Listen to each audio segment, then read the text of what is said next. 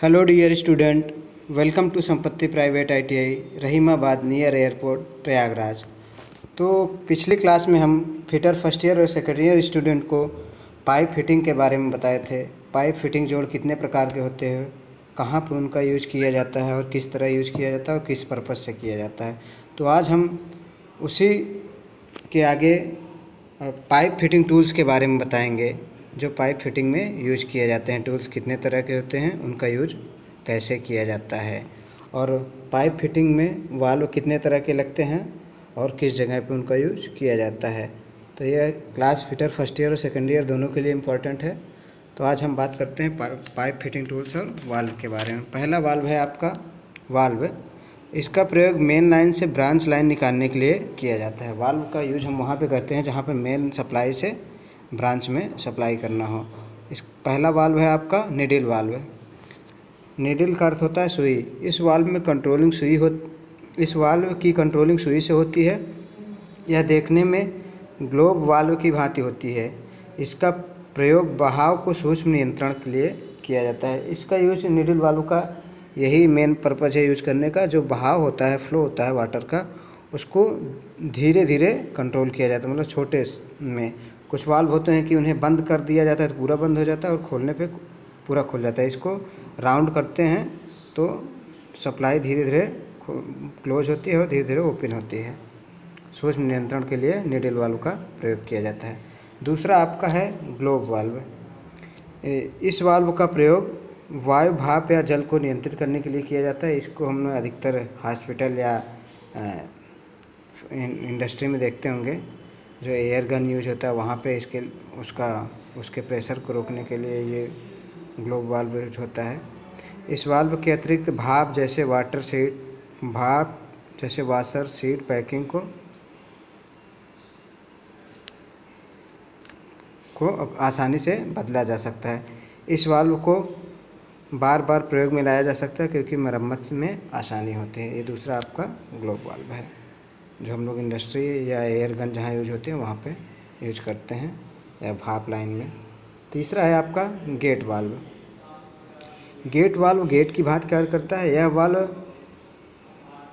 पूरा खुला होने पर बिना रुकावट को पानी को निकलने के रास्ते की व्यवस्था करता है। यह वाल्व अगर पूरा ओपन होगा राउंड करके खोलते हैं और राउंड करके क्लॉक वाइज राउंड करते हैं तो बंद होता है, क्लॉक वाइज राउंड करते हैं तो खुलता है। पूरा खुला होने पर बिना रुकावट के पानी की सप्लाई करता है और पानी के बहाव को नियंत्रण के लिए इसे प्रयोग में नहीं लाना चाहिए।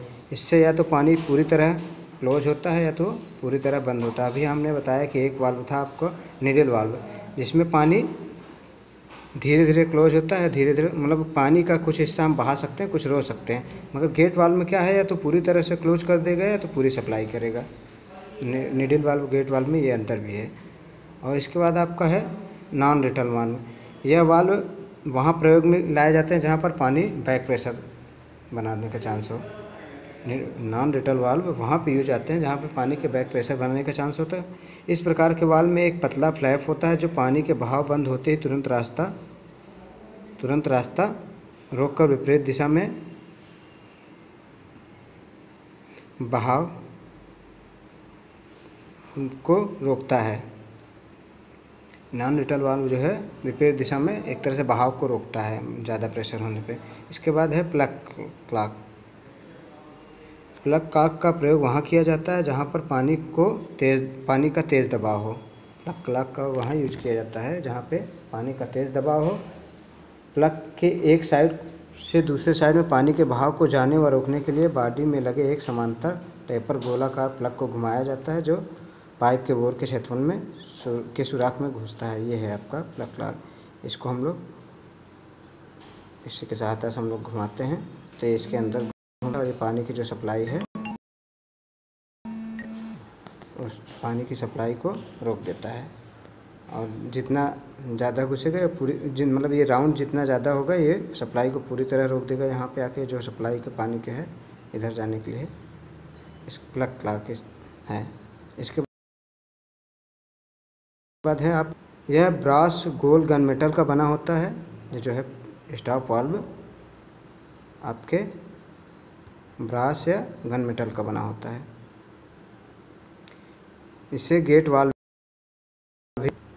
इसका प्रयोग मेन लाइन के मध्य में अथवा उसके साथ जुड़ी हुई लाइन की ब्रांच में किया जाता है। इसका प्रयोग मेन लाइन के बीच में या उससे जो ब्रांचेज जुड़े होते हैं उसके लाइन के प्रारंभ में किया जाता है। गेट वाल्व पानी का बहाव स्ट्रेट लाइन में करता है। ये जो गेट वाल्व है पानी का बहाव स्ट्रेट लाइन में करता है। पाइप लाइन में गेट वाल्व का प्रयोग पानी के बहाव के एक दिशा में करने के लिए किया जाता है। ये जो स्टॉप वाल्व है इसका प्रयोग पानी को एक दिशा में रोकने अथवा बंद करने के लिए किया जाता है। इसके बाद आप देखते हैं पाइप फिटिंग टूल्स कितने तरह के होते हैं। पाइप फिटिंग टूल्स कितने तरह के होते हैं। पाइप की लाइन की फिटिंग करने वाले पाइपों पर चूड़ियाँ काटने, उन्हें मोड़ने, टाइट करने जैसे कार्यों को पूर्ण करने के लिए विभिन्न प्रकार के टूल्स प्रयोग किए जाते हैं, जिन्हें हम पाइप फिटिंग टूल कहते हैं। पाइप में फिटिंग करने के लिए जो भी उन्हें होल्ड करने के लिए, बेंड करने के लिए, चूड़ी काटने के लिए जो जो टूल होते हैं यूज होते हैं उसे हम लोग पाइप फिटिंग टूल कहते हैं। पहला है आपका पाइप चेन रेंच। इस चेन पाइप रिंच कहा जाता है। इस प्रकार के रिंच में चेन का प्रयोग करके पाइप को कस लिया अथवा ढीला कर दिया जाए। ये जो पाइप के थ्रू हम लोग पाइप को होल्ड कर लेते हैं और कस लेते हैं, इसलिए इसे हम पाइप रिंच कहते हैं, पाइप चेन रिंच। दूसरा है आपका चेन पाइप वाइस। ये आपके वाइस की तरह होल्ड किया जाता है। ये आपका वाइस है, इस पे स्थिर हुआ है, इसकी सहायता से हैंडल लगा है, इसे हम लोग ढीला करते हैं। इसमें चैन है, आपके पाइप को फंसा के होल्ड करता है। यह 63 mm से अधिक और 200 mm तक के पाइपों को पकड़ने के लिए यूज किया जाता है। हम लोग जैसे बेंच वाइस यूज करते हैं जॉब को पकड़ने के लिए, इसे चैन पाइप वाइस है। जो चैन की पाइप लगी होती है, वो चैन लगी होती है, वाइस के थ्रू हम लोग पाइप को होल्ड करते हैं। तीसरा आपका है पाइप डाई। ये आपके पाइप में चूड़ियाँ, इंटरनल थ्रेड काटने के लिए, बाहरी चूड़ियाँ काटने के लिए प्रयोग किया जाता है। इसका प्रयोग गैल्वनाइज्ड GI शीट पर चूड़ियाँ काटने के लिए किया जाता है। गैल्वनाइज्ड आयरन पाइप पर चूड़ियाँ काटने के लिए हम लोग पाइप डाई का प्रयोग करते हैं। अब टैप का प्रयोग इंटरनल चूड़ियाँ काटने के लिए करते हैं। इसका शीर्ष कोण 55 डिग्री होता है। ये जो शीर्ष कोण है ये 55 डिग्री होता है। इसका प्रयोग पाइप पर इंटरनल थ्रेड काटने के लिए किया जाता है। डाई का यूज हम लोग पाइप पर एक्सटर्नल थ्रेड काटने के लिए यूज करते हैं, और टेप का प्रयोग हम लोग टेप का प्रयोग हम लोग इंटरनल चूड़ियाँ पाइप में काटने के लिए यूज करते हैं। इसके बाद आपका है पांचवा पाइप बेंडिंग मशीन। यह एक प्रकार के बेंडर के फार्मर का चयन करने के लिए पाइप के बाहरी वाश पर विचार किया जाता है। सामान्यतः bench type head operated pipe bender के द्वारा GI पाइप को मोड़ा जाता है। ये आपके पाइप बेंडिंग मशीन का फिगर है। इसमें हम लोग ये एक सिरे के पाइप को दूसरे सिरे को करके यहाँ से ये इसके थ्रू हम लोग प्रेस करते हैं तो ये सिरा बेंड हो जाता है। ये hydraulic pipe bending machine 75 mm से अधिक व्यास वाले पाइपों को मोड़ता है, इसलिए हम लोग इसे पाइप बेंडिंग मशीन कहते हैं। हमने देखा पाइप रिंच मशीन और वाइस और डाई, टेप और पाइप बेंडिंग मशीन। ये चारों तरह की टूल्स जो हैं हमें पाइप फिटिंग में यूज किए जाते हैं। 5 तरह के पाइप बेंडिंग है, टेप है, पाइप डाई है और है चेन पाइप वाइस है और पाइप चेन रिंच है। ये 4-5 तरह के टूल्स हमारे पाइप फिटिंग में यूज किए जाते हैं।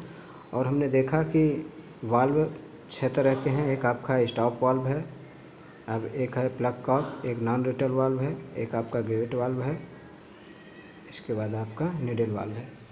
ये जो वाल्व होते हैं या तो 2-3 तरह के होते हैं। एक तो बैक प्रेशर को रोकता है, एक सप्लाई को नियंत्रित करता है स्लो अथवा फास्ट करने के लिए, एक होता है पूरी तरह से क्लोज या ओपन करने के लिए होता है। इन वाल्व का मेन पर्पज़ यही है। तो हम नेक्स्ट क्लास में मिलेंगे, तब तक के लिए धन्यवाद।